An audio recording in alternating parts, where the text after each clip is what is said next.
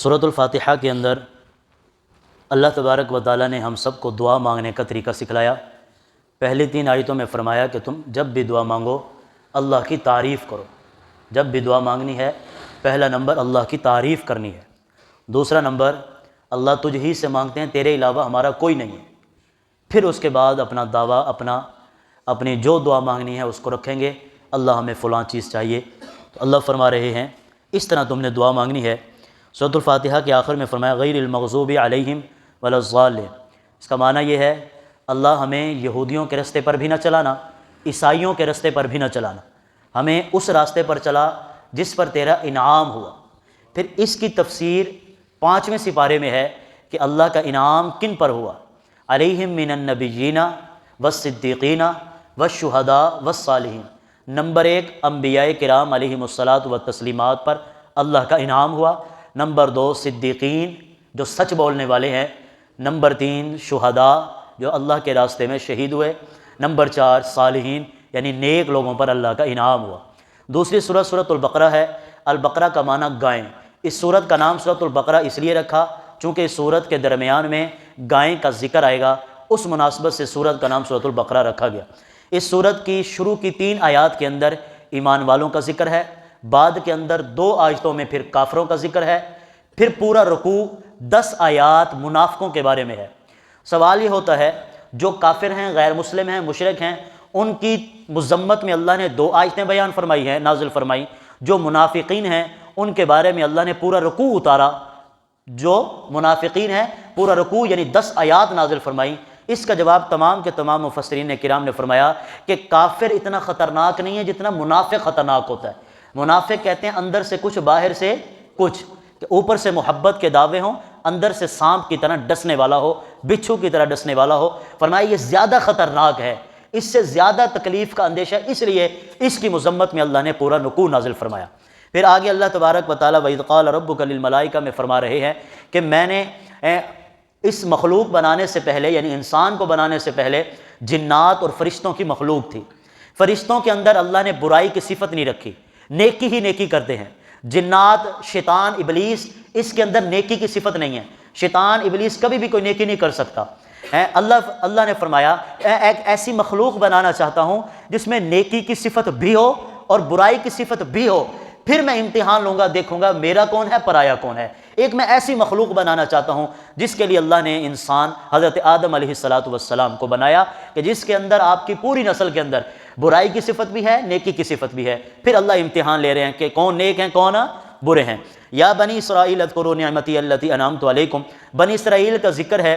بنی اسرائیل کے اندر کم و بیش تقریباً 4000 پیغمبر آئے۔ جس بستی اور ملک کے اندر ایک نبی آ جائے اس بستی کا سر اوپر ہو جاتا ہے۔ جس گھر کے اندر ایک حافظ بن جائے باپ خوش ہوتا ہے کہ نہیں ہوتا؟ جس علاقے میں ایک عالم آ جائے پورا علاقہ خوش ہو جاتا ہے، اور جس علاقے کے اندر نبی آ جائے وہ ان کا سر کتنا اونچا ہے۔ پھر جس قوم کے اندر اللہ 4000 پیغمبروں کو بھیجے، کتنا احسان اللہ نے اس قوم پر کیا۔ پھر یہی وہ قوم ہے کہ جس قوم پر اللہ نے آسمان سے من و سلویٰ نازل فرمایا ہے، صبح اور شام کھیر اور بٹیر پکا پکایا تیار ہوا ملتا ہے ان کو۔ کتنا بڑا انعام ہے۔ جہاں پر سایہ نام کی کوئی چیز نہیں تھی اللہ نے بادلوں کا سایہ کر دیا، پینے کے لیے کچھ بھی نہیں تھا اللہ تبارک و تعالیٰ نے 12 چشمے جاری کر دیے۔ اتنے بڑے بڑے انعامات کیے، چاہیے تو یہ تھا یہ شکر ادا کرتے۔ اللہ نے ان کو کہا کہ تم جو ہے سجدہ کرتے ہوئے دروازوں سے داخل ہو جاؤ۔ ایسے دروازے ہوتے تھے جیسے دلی گیٹ لگائے، یہ بڑے بڑے دروازے، ایسے دروازے۔ تو فرمایا جب تم دروازے کے اندر سے داخل ہو نا تو سجدہ کرتے ہوئے اور استغفار یعنی حطہ بولتے ہوئے جانا، توبہ کرتے ہوئے تم نے داخل ہونا۔ یہ اتنے بڑے بدبخت نکلے، یہ سجدہ کرنے کی بجائے اپنی سرین کے بل گھسیٹتے ہوئے، جس طرح بچہ لڑتا ہے اس طرح یہ گئے، اور حطہ کی بجائے ہنتا بولا کہ توبہ کی بجائے کہنے لگے ہمیں گندم چاہیے۔ اتنے بڑے بڑے انعامات مفت میں کھانے اور پینے، آگے سے سوال کرنا کہ ہمیں تو دال چاہیے، ہمیں ساگ چاہیے، ہمیں پیاز چاہیے۔ اللہ حضرت موسیٰ علیہ السلام نے فرمایا تمہارے لیے کھیر اتر رہی ہے، بٹیر اتر رہی ہے، لذیذ اور اعلیٰ کھانے، تم دال کا سوال کر رہے ہو، عجیب قوم ہو۔ کہنے لگے ہمیں تو دال چاہیے۔ اللہ نے فرمایا اچھا تمہیں دال چاہیے، آج کے بعد تمہارا دسترخوان بند ہے، اب خود محنت کرو، خود کھیتی باڑی کرو، خود کماؤ، خود کھاؤ۔ پھر ان کی عقل ٹھکانے آئی۔ حضرت موسیٰ علیہ السلام کی قوم میں قتل ہو گیا، پتہ نہیں چل رہا تھا قاتل کون ہے، تو لہٰذا یہ لوگ اکٹھے ہو کے حضرت موسیٰ علیہ السلام کے پاس ہے کہ قاتل کا پتہ نہیں چل رہا۔ حضرت موسیٰ علیہ السلام نے اللہ سے دعا کی، اللہ نے فرمایا ان کو کہیے کہ گائیں کو ذبح کریں، ایک گائے نے ان کو ذبح کریں۔ یہ ایسی قوم تھی، آگے سے سوال کرنے لگے کیسی ہو، رنگ کیسا ہو، عمر کتنی ہو، جتنے یہ سوال کرتے رہے اتنی اللہ نے سختیاں ان کے اوپر بڑھا دی۔ تو حضور علیہ الصلوۃ والسلام نے فرمایا کاش کہ بنی اسرائیل کی قوم آگے سے سوال نہ کرتی نا، بس جیسے ان کو حکم مل گیا تھا کہ تم جو ہے گائیں ذبح کرو، کوئی بھی ذبح کر دیتے ان کا کام ہو جاتا۔ انہوں نے جو سوالات کیے اللہ نے مزید ان کے اوپر سختیاں جاری، پھر اللہ نے شرطیں لگا دی کہ زرد رنگ ہو، کبھی اس سے کام نہ لیا گیا ہو، درمیانی عمر ہو، بڑی نہ ہو چھوٹی نہ ہو، پھر ان کو ڈھونڈنا مشکل ہو گیا۔ لہذا آخر کار وہ مل گئی، بڑے مہنگے داموں میں ملی، لہذا وہ مقتول جو قتل ہو گیا اس کے جسم کے ساتھ لگایا، وہ زندہ ہو کر خود اس نے اپنا قاتل بتلایا کہ میں قاتل ہوں۔ اس لیے اللہ تبارک و تعالیٰ نے گائے کا ذکر فرمایا ہے۔ آگے ہاروت و ماروت، دو فرشتوں کا ذکر ہے۔ مشرکین مکہ کہنے لگے، یہ انبیاء کرام علیہم الصلاۃ و تسلیمات کے بارے میں عقیدہ و نظریہ تھا کہ یہ جادو کرتے ہیں، جیسا کہ حضرت موسیٰ علیہ السلام کو کہا گیا، حضرت لوط علیہ السلام کو کہا گیا، خود حضور علیہ الصلوۃ والسلام کو کہا گیا کہ آپ جو ہے جادوگر ہیں، الیاذ باللہ نقل کفر کو فرنا، آپ مجنون ہیں، آپ پاگل ہیں۔ تو اللہ نے دو فرشتوں کو بھیجا ان میں کہ تم جاؤ اور لوگوں کو بتلا کر آؤ کہ جادو اور چیز ہے، معجزہ اور چیز ہے۔ جادو یہ انسانوں کا بنایا ہوا ہے، معجزہ اللہ کی طرف سے ہے جو خرق عادت اللہ انبیاء کرام علیہم الصلاۃ و تسلیمات کے ہاتھ پر دکھاتے ہیں۔ آگے حضرت ابراہیم علیہ الصلاۃ والسلام کا ذکر ہے۔ اللہ فرما رہے ہیں ابراہیم علیہ السلام سے ہم نے بڑے بڑے امتحانات لیے۔ کتنے بڑے امتحانات لیے کہ بچہ گود میں ہے، پینے والا ہے، اور ایک اہلی بیوی ہے، جنگل ہے مکہ المکرمہ میں، نہ بندہ نہ بندے کی ذات، نہ کوئی کھانے کی چیز نہ کوئی پینے کی چیز۔ اللہ نے حکم دے دیا اے ابراہیم اپنی بیوی اور دودھ پیتے بچے کو جنگل میں چھوڑو۔ بہت بڑا امتحان تھا، بہت بڑا امتحان تھا، لیکن حضرت ابراہیم علیہ السلام نے اللہ کے حکم کو دیکھا، اپنی بیوی اور بچے کو نہیں دیکھا، چھوڑ کر آ گئے۔ اسی طرح اب بیٹا 100 سال کی عمر میں بیٹا ملا، جوان ہوا 12-13 سال کا، اللہ نے فرمایا چھری چلاؤ، کتنا بڑا امتحان ہے۔ فرمایا اپنے علاقے کو چھوڑو، کتنا بڑا امتحان ہے علاقے کو چھوڑ۔ فرمایا ابراہیم علیہ الصلوۃ والسلام تمام کے تمام امتحانوں میں 101% کامیاب ہو گئے۔ اللہ نے انعام یہ دیا کہ دنیا کا امام بنا دیا۔ آج یہودی کہتے ہیں ابراہیم علیہ السلام ہمارے ہیں، عیسائی کہتے ہیں ابراہیم علیہ السلام ہمارے ہیں، مشرکین مکہ کہتے ہیں ابراہیم علیہ السلام ہمارے ہیں، ہم کہتے ہیں ابراہیم علیہ السلام ہمارے ہیں۔ ہر بندہ ابراہیم علیہ السلام سے محبت کرتا ہے، یہ انعام ملا ہے، ورنہ دنیا میں کوئی ایسا بندہ نہیں جیسے ہر کوئی محبت کرے۔ 10 محبت کرنے والے ہوں گے تو 5 اختلافات کرنے والے بھی ہوں گے، لڑائی کرنے والے بھی ہوں گے۔ یہ اللہ نے انعام دیا آپ کو، بہت بڑا انعام کہ ساری دنیا کا امام بنا دیا۔ اللہ نے پھر قرآن میں جواب دے دیا ما کان ابراہیم یہودیہ، نہ یہودیوں کے ہیں نہ عیسائیوں کے ہیں، وما کان، اور نہ ہی مشرکین مکہ کے ہیں، یہ تو حضور علیہ الصلوۃ والسلام کی امت کے ہیں۔ جو تو یہ حنیفہ جو یکسو ہو کر اللہ کی عبادت کرے گا، ابراہیم علیہ السلام اس کے ہیں۔ آگے پھر دعا کا ذکر ہے کہ اللہ فرما رہے ہیں ابراہیم علیہ السلام نے اپنی اولاد کے لیے دعا کی، اللہ میری اولاد کو نیک اولاد کا ذریعہ بنانا، عزت کا سبب بنانا، نیک بنانا، دنیا کا امام بنانا۔ اللہ نے ابراہیم علیہ السلام کی دعا کو قبول کیا، بیٹے بھی پیغمبر بنائے، پوتے بھی پیغمبر بنائے۔ پتہ یہ چلا کہ اپنی اولاد کے لیے دعا کرنا بھی سنت ہے، اور ہمارے بزرگ حضرات فرماتے ہیں اپنی اولاد کو نیک بنانے میں سب سے بڑا عمل وہ دعا ہے کہ حضرت ابراہیم علیہ السلام نے دعا کی، اللہ نے پیغمبر بنا دیا، نیک بنایا۔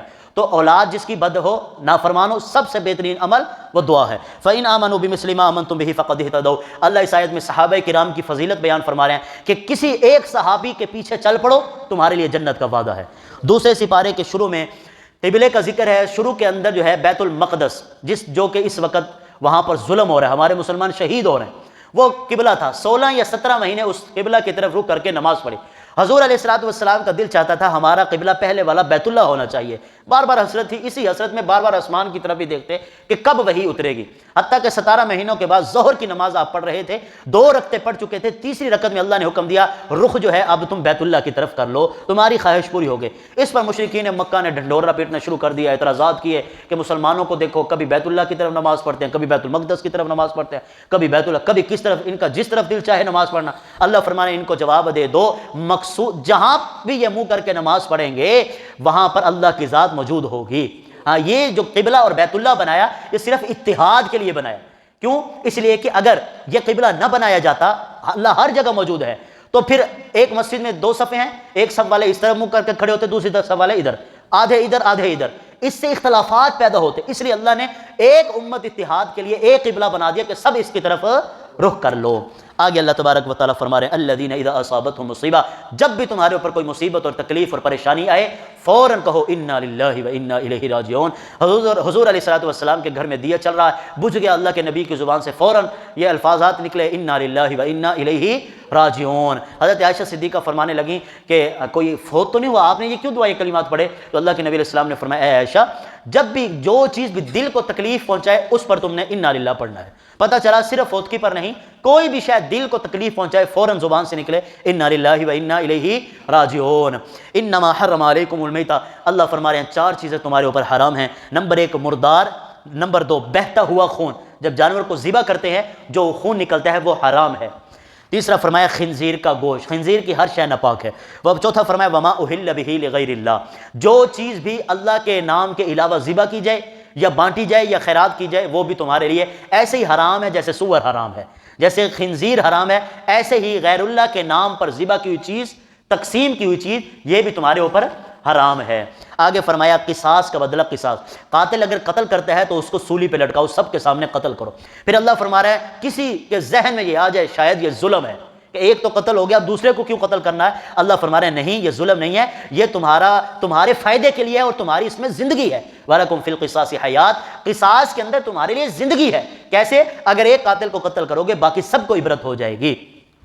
آگے اللہ نے روزوں کا بیان فرمایا کہ روزے جو ہے وہ تمہارے اوپر فرض کیے گئے ہیں۔ تو اللہ فرما رہے ہیں جو مریض ہو، ایسا مریض جس کے مرض کے بڑھ جانے کا اندیشہ ہو یا فوت ہو جانے کا اندیشہ ہو، ایسی بیماری کے اندر روزہ چھوڑنے کی شریعت اجازت دیتی ہے۔ دوسرا وہ مریض جس نے شرعی سفر کرنا ہو، یعنی 48 میل 77 کلومیٹر 77.5 کلومیٹر جس نے سفر کرنا ہو، اس کے لیے شریعت نے رخصت دی ہے، اگر یہ روزہ چھوڑنا چاہے تو اس کو اجازت ہے، یہ روزہ چھوڑ سکتا ہے۔ تیسرا فرمایا پہلے جو ہے شروع اسلام کے اندر جو روزہ نہیں رکھتا تھا اس کے لیے یہ اجازت تھی کہ وہ اپنے روزے کی جگہ فدیہ دے دے، بعد کے اندر یہ حکم منسوخ ہو گیا کہ روزہ ہی رکھنا پڑے گا، فدیہ نہیں ہے۔ ہاں پھر اللہ نے دوسری آیت نازل فرمائی اس شیخ فانی بوڑھے کے لیے فدیہ ہوگا جس کو ایسی بیماری لگی اور اس کو اب یقین ہو گیا کہ اب مجھے صحت نہیں ملنی، اب میں نے فوت ہی ہونا ہے، ایسا بوڑھا یا بوڑھی، اس کے لیے پھر فرمایا کہ روزوں کا تم فدیہ دو گے۔ فدیہ کیا ہے؟ 2.25 کلو گندم، یعنی احتیاطاً 2 کلو گندم۔ شروع اسلام کے اندر جو ہے جب افطار کرتے، افطار کرنے کے بعد جو سو گیا اس کا روزہ شروع ہو گیا، آنکھ لگ گئی چاہے کچھ نہیں کھایا پیا، سحری نہیں کی، اس کا روزہ شروع ہو گیا۔ ایک صحابی پورا دن دہاڑی کر کے غریب تھے، گھر میں واپسی آئے، بیوی سے کچھ مانگا افطار کے وقت، بیوی نے کہا گھر میں تو کچھ بھی نہیں ہے، لہٰذا آپ ادھر بیٹھیے آرام کیجئے اور میں ساتھ والے گھروں سے کچھ لے کر آتی ہوں آپ افطار کے لیے۔ آپ باہر گئیں ساتھ گھروں میں سے کچھ لینے، آپ کو آتے ہوئے دیر ہوئی، اتنے میں صحابی کی آنکھ لگ گئی، نیند آ گئی۔ جب اٹھے تو آپ تو پریشان ہوئے کہ پورے دن کے بھوکے اور پیاسے کھجور سے روزہ رکھا ہوا تھا، تو لہٰذا روزہ رکھنا پڑا۔ اگلے دن ظہر کی نماز پڑھنے مسجد میں آئے، نماز پڑھتے ہوئے بے ہوش ہو گئے بھوک اور پیاس کی وجہ سے۔ اسی طرح حضرت عمر رضی اللہ تعالیٰ عنہ گھر آئے اور بیوی کو کہا کہ صحبت کرنی ہے، ہم بستری کرنی ہے۔ بیوی نے کہا میں تو روزے میں ہوں۔ حضرت عمر رضی اللہ تعالیٰ عنہ سمجھے کہ شاید یہ ہم بستری سے بچنے کے لیے بہانہ کر رہی ہے، لہذا آپ نے ہم بستری کر لی۔ یہ واقعہ صبح حضور کے پاس چلا گیا۔ اس طرح کے 2-4 واقعات جب حضور علیہ الصلوۃ والسلام کے پاس آئے، اللہ کے نبی علیہ الصلوۃ والسلام پریشان ہو گئے، اللہ سے دعا کی، پھر اللہ نے حکم جاری کر دیا کہ رمضان کی راتوں میں تم کھا بھی سکتے ہو، پی بھی سکتے ہو اور اپنی بیوی کے ساتھ ہم بستری بھی کر سکتے ہو، جماع کر سکتے ہو۔ ہاں روزہ تمہارا شروع ہوگا جب تم صبح فجر کی اذان صبح صادق ہوگی۔ یہ اللہ کے نبی علیہ الصلوۃ والسلام نے ہمارے لیے انعام اور احسان کیا ہے۔ اسی طرح فرمایا سحری کرنا یہ برکت ہے، سحری کو لازمی کیا کرو۔ آگے فرمایا لوگ آپ سے چاند کے متعلق پوچھتے ہیں، یسألونک عن الاہلہ، تو آپ فرما دیے چاند جو ہے یہ تمہارے فائدے کے لیے ہے، تمہیں تاریخ بتاتا ہے کہ چاند نظر نہ آتا تو روزے کیسے رکھتے، حج کیسے کرتے، تاریخ کا ہی پتہ نہ ہوتا۔ اسی طرح شریعت کے کافی مسائل میں جس طرح زکوٰۃ، عورت کی عدت کا مسئلہ، اس میں چاند کی تاریخ کا اعتبار ہوگا، سورج کی تاریخ کا اعتبار نہیں ہوگا، تو فرمایا اس میں تمہارے لیے فائدہ ہے۔ آگے فرمایا وَأَتِمُّ الْحَجَّ وَالْعُمْرَةَ لِلَّهِ، اللہ کی رضا کے لیے حج اور عمرہ کرو، لوگوں کو دکھانے کے لیے نہیں، کاروبار کے لیے نہیں، شو شاہ کے لیے نہیں، صرف اور صرف للہ، اللہ ہی کے لیے تمہارا حج ہونا چاہیے، اللہ ہی کے لیے تمہارا عمرہ ہونا چاہیے، پھر تمہیں فائدہ ہوگا، ورنہ لاکھ حج عمرے کر لو ٹکا فائدہ نہیں ہے، یہی حج تمہیں جہنم میں لے کے جائے گا اگر اخلاص نہیں ہے، اللہ کی رضا کے لیے نہیں ہے، لوگوں کو دکھانے کے لیے۔ تو جب بھی عمرہ کرنا ہے اللہ کے لیے۔ آگے پھر اللہ تبارک و تعالیٰ فرما جو حج کرنے جاتا ہے اس کو چاہیے وہ نہ گندگی پھیلائے، نہ جھوٹ بولے، نہ جھگڑا کرے، لڑائی جھگڑا نہ کرے، فتنہ فساد نہ پھیلائے۔ اگر یہ علامات ہیں تب تو اس کا حج قبول ہے، اگر یہ حج کر کے آ گیا پھر بھی لڑائی جھگڑا، پھر بھی جو ہے داڑھی شیو کروا دی، داڑھی کٹوا رہا ہے، تو اس کا حج قبول نہیں ہوا۔ حج قبول ہونے کی نشانی کیا ہے کہ یہ لڑائی نہیں کرے گا، زندگی پہلے سے تبدیل ہوگی، داڑھی رکھ لے گا، یہ علامات ہیں۔ آگے پھر فرمایا اگر تم حج پہ جا رہے ہو، عمرے پہ جا رہے ہو تو راستے میں تم کچھ خرید و فروخت کر لیتے ہو تو شریعت تمہیں اس کی بھی اجازت دیتی ہے۔